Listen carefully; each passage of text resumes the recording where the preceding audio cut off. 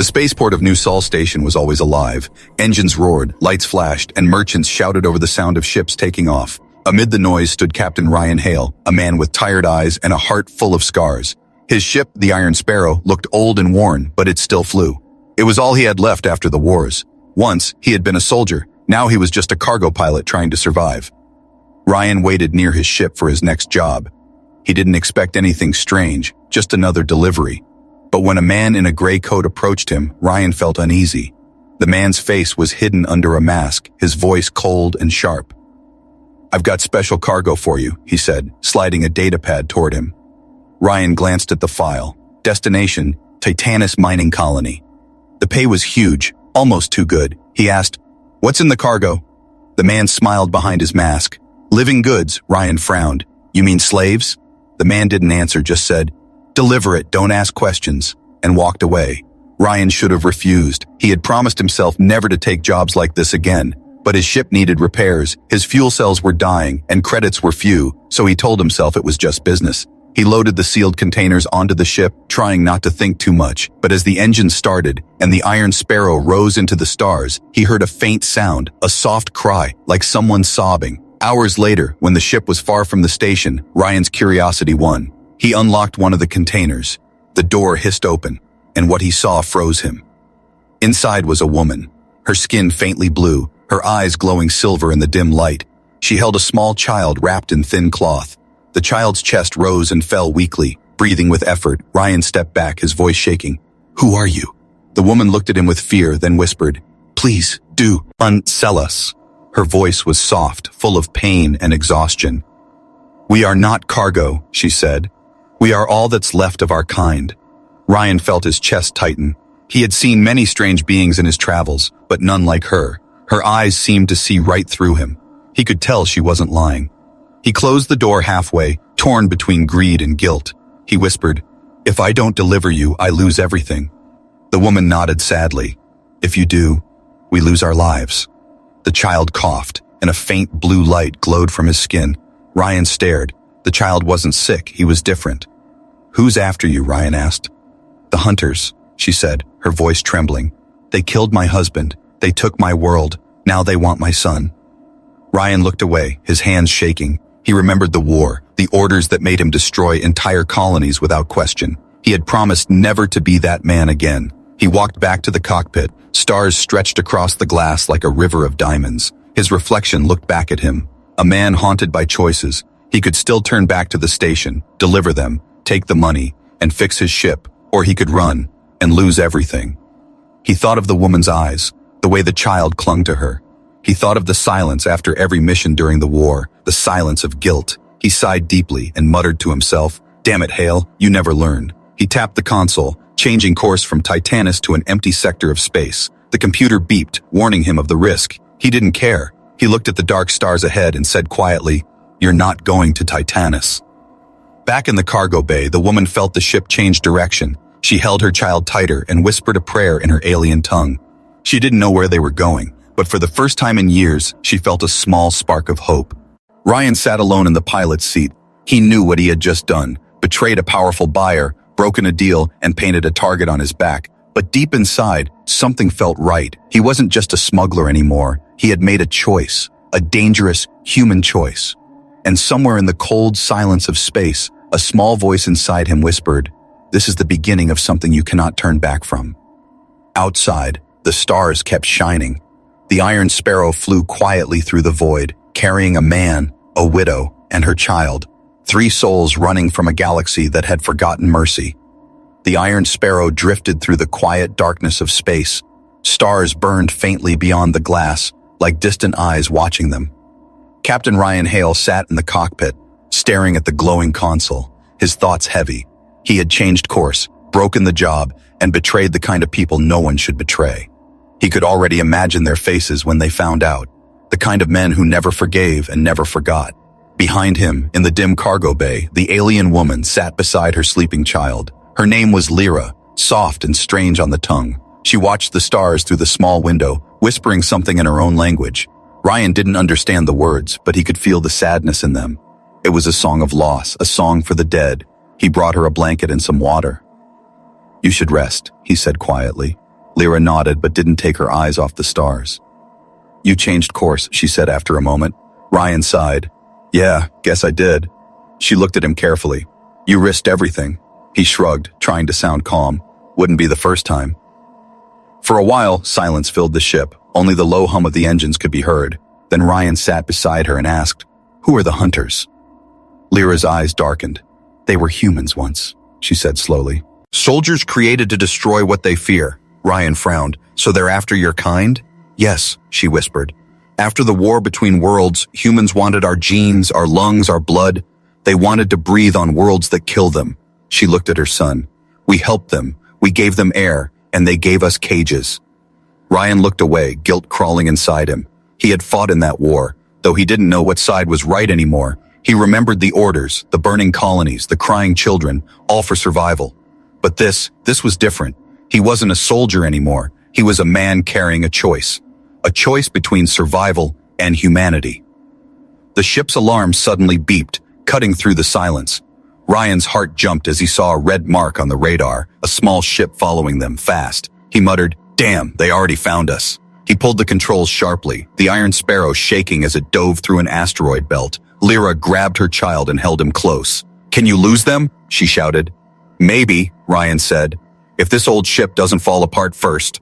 Rocks the size of houses floated around them, spinning slowly. Ryan weaved between them, sweat running down his neck. The pursuer fired a pulse shot that skimmed past the hull, lighting up the cockpit. Lyra screamed as sparks flew from the ceiling. Hold on, Ryan shouted, pushing the throttle to full. The Iron Sparrow spun through a narrow gap, metal scraping against stone. The chasing ship tried to follow but hit an asteroid, exploding in a flash of blue fire. Silence returned, only the sound of Ryan's breathing filling the air. He leaned back in the chair, shaking. That was too close. Lyra looked at him, her voice soft. You could have handed us over. Ryan gave a tired smile. Yeah, but then I'd have to live with myself. Later, when the ship was stable again, Ryan checked the data files from the job. He opened the sealed records and found the truth.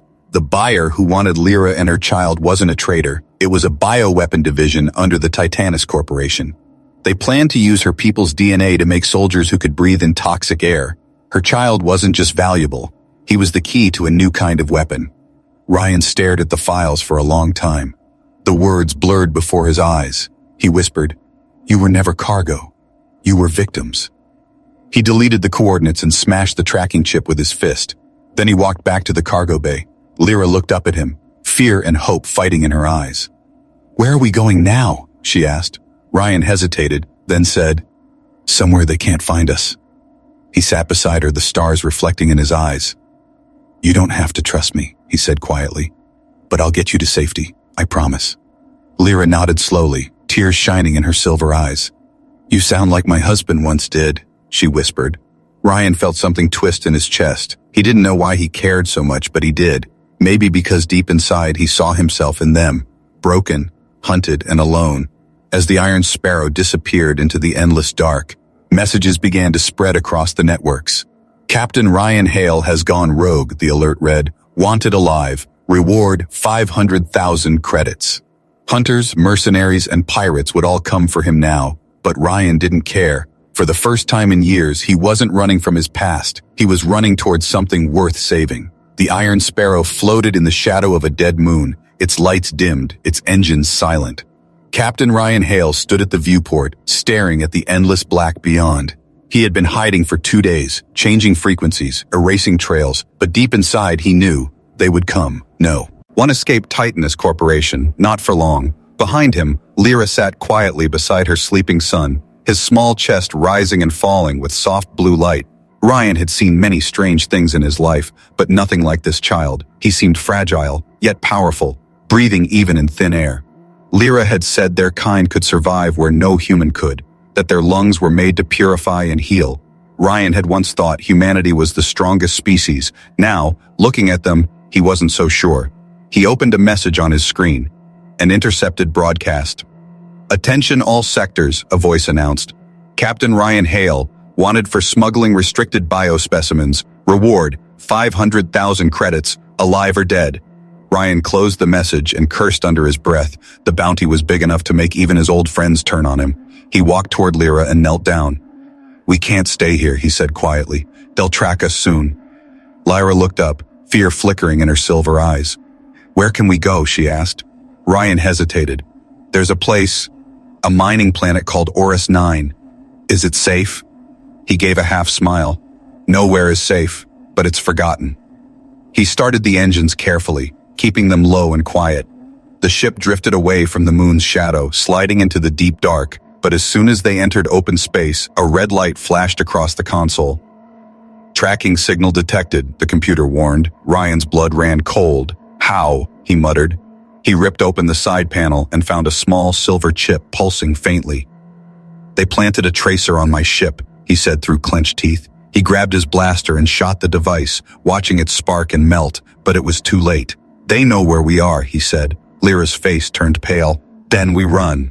Moments later, the radar blinked with multiple signals. 5 small ships approaching fast, Ryan's heart dead. "Hunters," he whispered. Lyra hugged her child tightly, whispering words of comfort. Ryan pulled the lever, sending the Iron Sparrow spinning into hyperspeed. Stars stretched into lines of light as the ship jumped, but the hunters followed, their ship sleek and fast, moving like shadows in the void. Laser fire streaked past them, shaking the hull. Ryan gritted his teeth, pushing the engines beyond their limits. "Come on, old bird, don't die on me now," he growled. Sparks flew from the control panel. Alarm screamed. Lyra shouted, "We can't take much more of this." Ryan's hands flew over the controls, his soldier instincts returning. He spun the ship through a debris field, using the floating wreckage of old satellites for cover. One hunter ship clipped a broken hull and exploded in flame, but the others kept coming, relentless and cold. Ryan's mind raced. He couldn't fight them, not with a cargo ship. He needed a place to hide. Then he saw it, an asteroid belt up ahead. He turned sharply and dived straight into it, rocks tumbling around them like a storm. The hunters followed, but Ryan knew the paths. He had smuggled through this sector years ago. He cut the engines, letting the ship drift between 2 massive rocks. The hunters' scanners passed by, unable to detect them through the dense minerals. For now, they were safe. The silence that followed felt heavy. Lyra's child whimpered softly, glowing faintly in the dim light. Ryan turned to her. "He okay?" She nodded. "He's scared." Ryan leaned back, exhaustion in his voice. "So am I." They both laughed quietly, the tension fading for a moment. After a while, Lyra asked, "Why are you helping us?" Ryan didn't answer right away. He stared out at the stars, his eyes distant. "Because once," he said slowly, "I followed orders that hurt people like you." Lyra looked at him softly. "You can't change the past." He nodded. "Maybe not, but I can change what I do now." In the silence, the child opened his eyes, bright, pure silver, and reached out to touch Ryan's hand, a soft wave. Warmth spread through Ryan's skin, healing the small burn on his wrist. He gasped, looking down. Lyra smiled faintly. "He trusts you," she said. Ryan couldn't speak. Something inside him shifted, a feeling he hadn't known in years. Hope.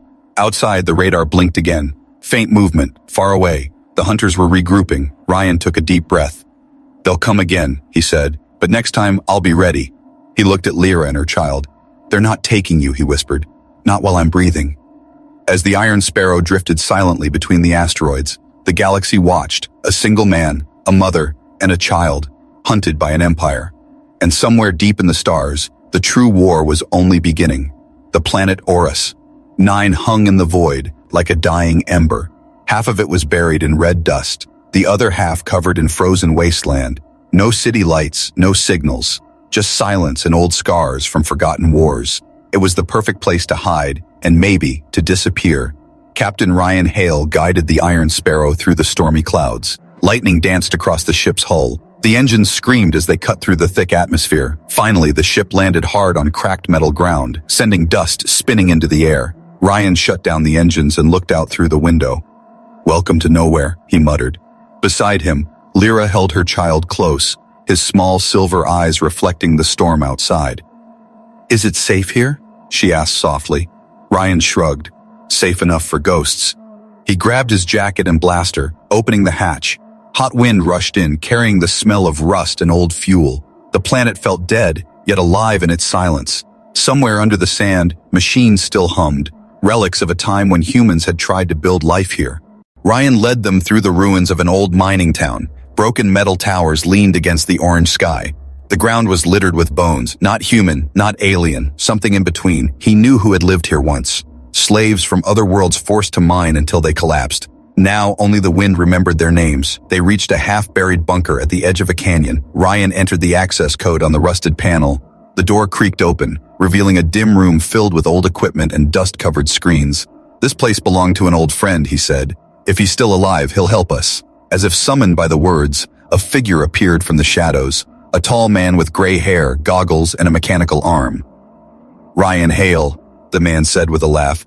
"You look like trouble found you again." Ryan grinned weakly. "Good to see you too, Jules." Jules's smile faded when he saw Lyra and her child. "What are you doing bringing them here?" he hissed. "You trying to get us all killed?" Ryan replied, calm but firm. "I need a place to hide them." Jules shook his head. "You don't hide things from Titanus. They find, they burn." Ryan's eyes hardened. "Not this time," Jules sighed, rubbing his metal arm. "You always had that stupid hero heart," he said. "Fine, stay in the lower tunnels, but if anyone scans this place, you're gone." Ryan nodded, grateful. Lyra bowed slightly, whispering, "Thank you." Jules blinked, surprised by her grace. "You're welcome, I guess." In the tunnels below, the air was cool and still. Ryan found some old blankets and a generator that barely worked. As the lights flickered on, Lyra began humming softly, the same haunting song she sang before. Ryan noticed the air around them seemed clearer, easier to breathe. "What are you doing?" he asked. She smiled faintly. "It's part of who we are." "Our song heals what's broken," she said, Raya. And stared, realizing her kind didn't just survive planets, they restored them. Later, as Lyra and her son slept, Ryan stood outside with Jules, staring at the sky. "You really think you can fight Titanus?" Jules asked. Ryan didn't answer right away. He looked at the stars and said quietly, "I don't want to fight them. I just want to protect them." Jules smirked. "That's what every soldier says before the war finds him again." The next morning, the ground shook. An explosion echoed across the canyon. Ryan ran outside. Smoke rising from the horizon. Jules cursed, "They found us." Dozens of dropships descended through the clouds, black and silent. The hunters had come. Ryan turned to Lyra. "Get underground now." She grabbed her son, her voice trembling. "What about you?" "I'll hold them off," he said, loading his rifle. She shook her head. "They'll kill you." He smiled sadly. "Maybe, but I won't let them touch you." The first wave of soldiers landed near the outpost. Their armor gleamed under the red sun, helmets hiding their faces. Ryan fired the first shot, hitting one of them square in the chest. Jules joined him, his mechanical arm transforming into a plasma cannon. Explosions tore through the sand. Smoke filled the air. Ryan shouted over the gunfire, "Get her to the tunnels." Jules nodded and ran. Ryan kept firing until his rifle overheated. Then, from the canyon's edge, a massive ship appeared, blocking out the sky. Ryan stared, whispering, "They brought a carrier for one woman and a child." He realized then, though, they weren't just after Lyra. They were after what she carried. Her child wasn't only the last of his kind. He was the future of something the galaxy feared. Ryan took a deep breath and muttered, "So be it." As the sky burned above him, he tightened his grip on his weapon. For the first time in years, he felt alive again. The war he thought he left behind had just come back for him, and this time he wasn't fighting for orders, he was fighting for family. The ground of Oris 9 shook under the roar of engines. Dust clouds rose high into the burning red sky as dropships filled the horizon. Captain Ryan Hale stood near the entrance of the bunker, gripping his plasma rifle tight. The metal was hot in his hands, but he didn't care. His heart pounded like a war drum. He had been in battles before, but this one was different. This time, he wasn't fighting for victory. He was fighting for them.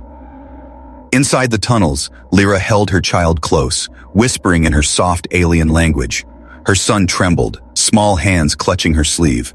The air was thick with fear and dust. She looked toward the surface where Ryan was preparing to face the impossible. She wanted to stop him, to tell him to run, but she knew his eyes. The eyes of someone who had already decided. The first explosion came without warning. The bunker shook, metal panels fell from the ceiling. Jules shouted from the control room, "They've breached the outer wall." Ryan nodded. "Then we make it cost them." He aimed through the broken window and fired. Blue light burst from his rifle, hitting the first hunter square in the chest. The man fell, armor melting like wax, but 10 more appeared right behind him. "Too many," Jules yelled. "We can't hold them here." Ryan grabbed the detonator and threw Jules a grim look. "Get them out through the tunnels," he ordered. Jules hesitated. "And you?" Ryan smiled faintly. "I'll keep them busy." Jules cursed but nodded, running down to Lyra's hiding place. Outside, the hunters advanced with perfect precision. Their armor shimmered like dark mirrors, reflecting the flames around them. Ryan ducked behind a broken pillar and fired again. The shots echoed through the canyon. He knew he couldn't stop them all. He just needed time. Minutes, maybe seconds, enough for Lyra to escape. Down below, Jules guided Lyra and her child through two key narrow tunnels. Faster, he urged. The place won't hold for long.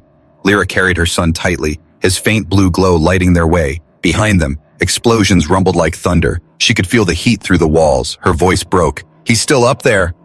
Jules said nothing, his jaw clenched. He had fought beside Ryan once, and he knew Ryan wasn't coming to hide. He was staying to make sure they lived. On the surface, fire rained down. Ryan shot another hunter, then rolled behind cover as plasma bolts shattered the ground.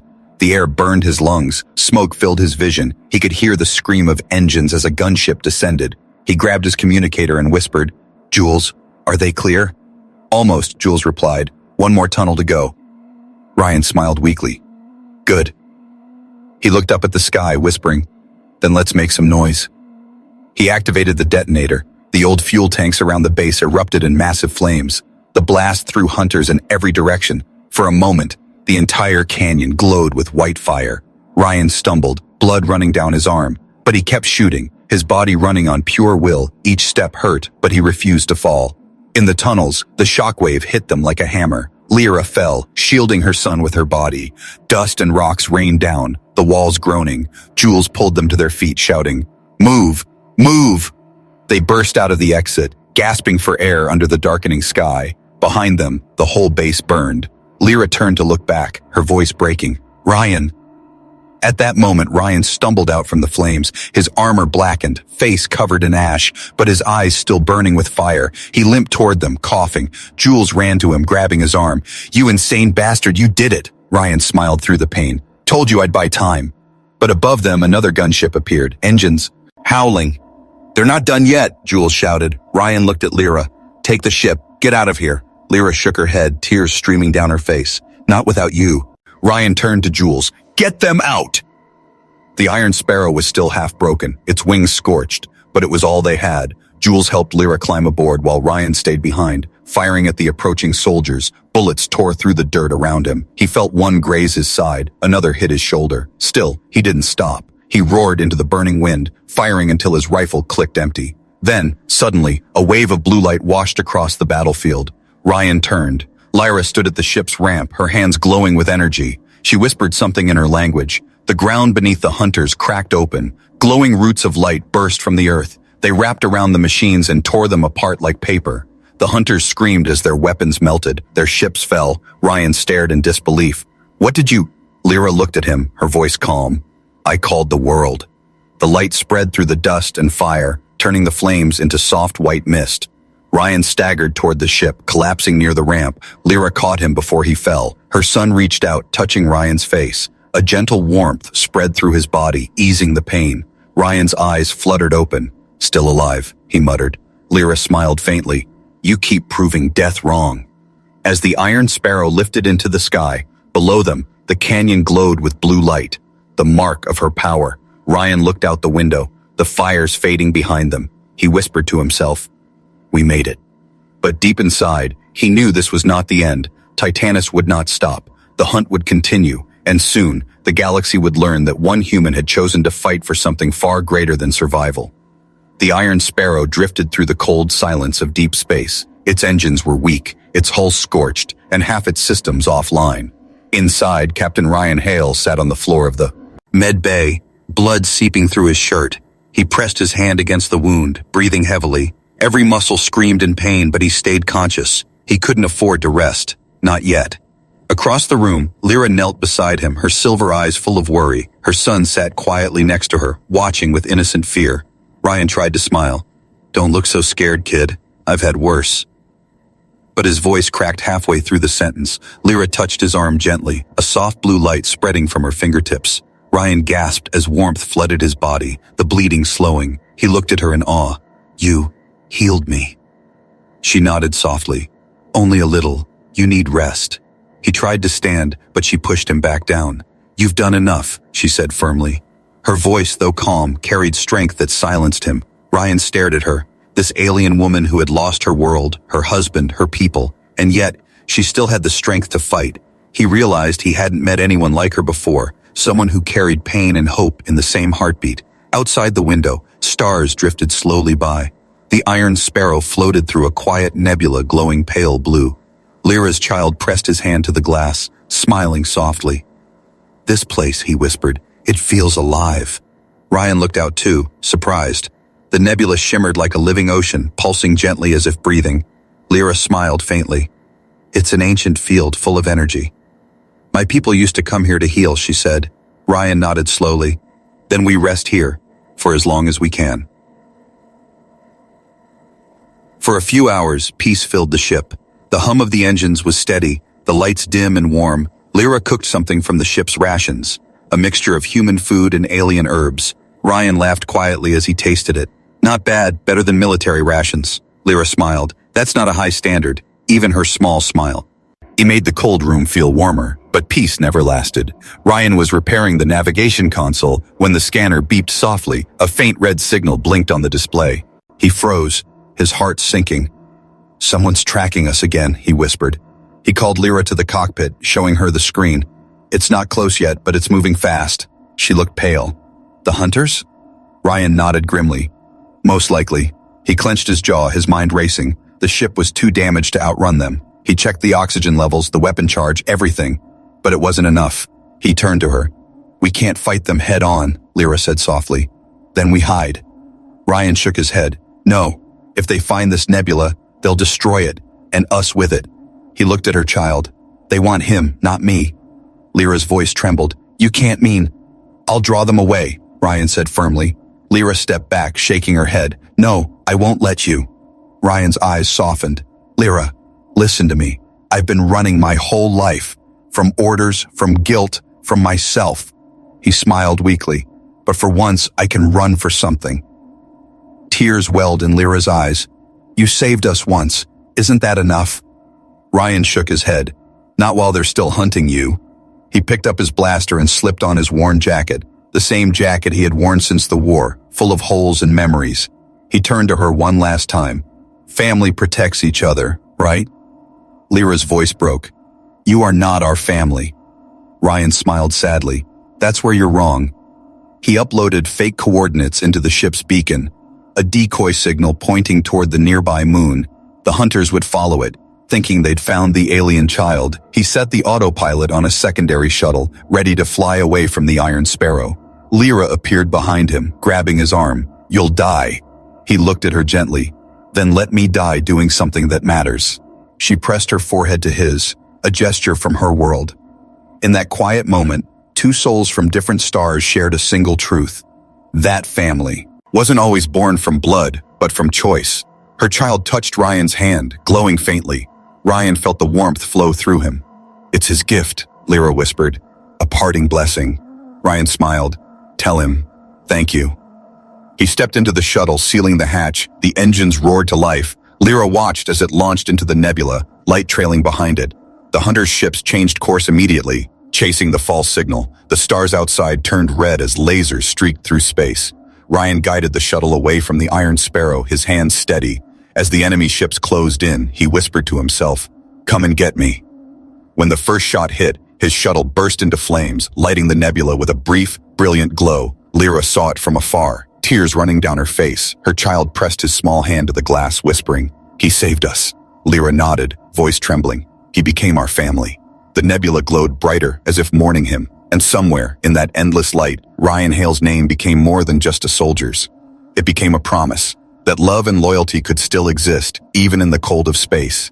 The nebula burned faintly in the distance. Blue light shimmered across the stars like ripples on water. Inside the Iron Sparrow, silence ruled. Only the soft hum of the engines and the slow breathing of Lyra and her child filled the space. Ryan Hale was gone. His shuttle had disappeared in the explosion, leaving nothing but light. Lyra sat near the cockpit window, staring at the glow. Her silver eyes reflected the faint waves of blue energy drifting through space. Her child sat beside her, small fingers tracing the glass. "Is he coming back?" he asked softly. Lyra swallowed hard before answering. "In another way, maybe," she whispered. Her voice trembled, full of love and loss. For a long moment, they just watched the stars. Every flicker felt like a heartbeat. Every whisper of static sounded like Ryan's voice. He was gone, yet somehow still there.